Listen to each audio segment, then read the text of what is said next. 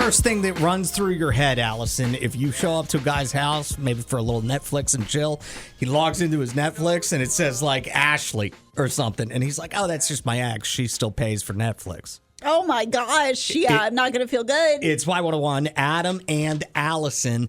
And there's a better chance of that happening than you may think.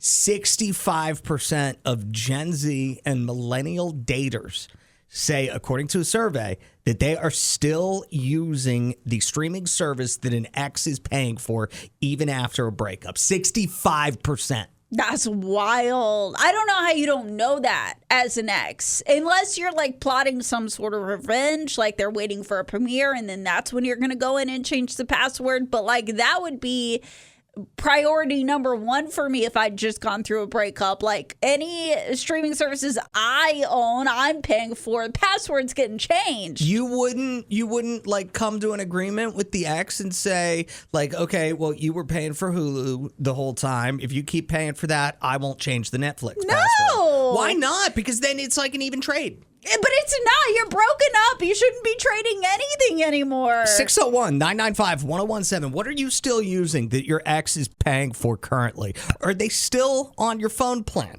Or something like that. Like, let's see how much money we're milking out of exes in the metro. 601-995-1017. 26% say they use their ex's streaming accounts for a whole year after the breakup.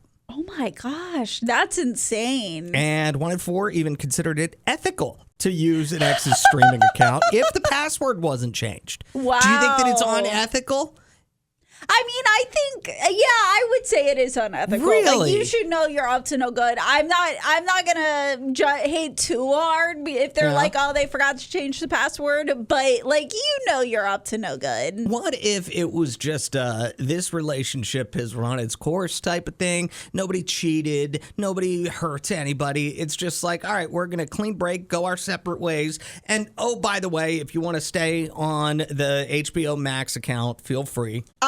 I wouldn't like it because I have a firm belief that exes need to be in the past. Like, you're just going to backslide and get into a messy situation if you stay friendly with your ex at all. 601-995-1017. What do you think? We'd love to know. Maybe you're still using something that your ex is paying for. Maybe you have an ex that's still using something you're paying for. We want to hear all of the stories. 65% of daters who shared a streaming service with an ex actually continued to use that streaming service even after the breakup. We've been talking about it on Y101. We are Adam and Allison. I don't see a problem as long as you ended on good terms. You, not so much, Allison. No, I just don't think you need to have anything in common with your ex anymore. Jonci says, I completely agree with Allison. I don't use anything of my ex's, and I for sure won't let them use anything of mine. Jonci writes, all of that is a done deal.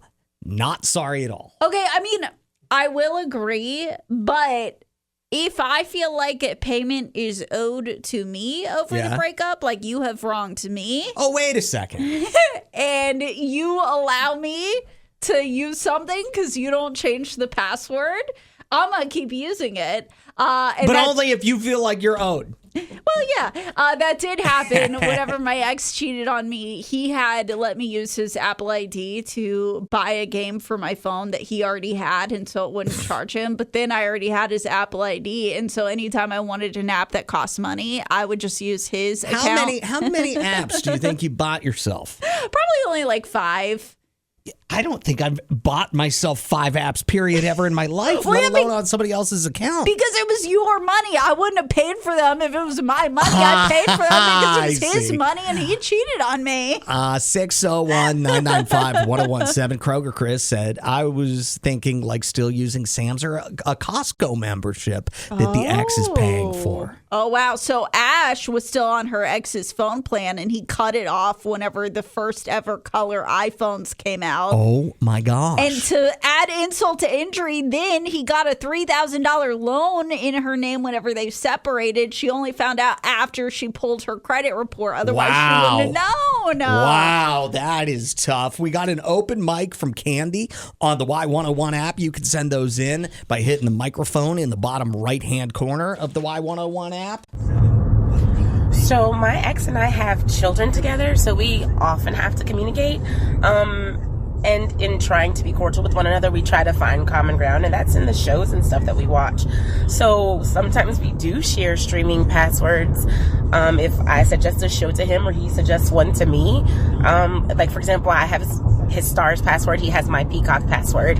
It's just easier that way, instead of us having to pay separate accounts for everything. And it seems like, especially with them having kids together, like the co-parenting deal has to work, but it doesn't sound like they're just communicating about the kids. It's like, hey, have you checked out Landman yet? Well, and I think that that's you want to be able to have a good relationship with someone you have to co-parent with. Like, that is my one. If you have kids with somebody, obviously you can't just cut that ex out of your life. You have to make it work. So good on them. But I'm wondering if sharing streaming passwords could possibly mean that there's like co-parenting with benefits. Is that even a thing?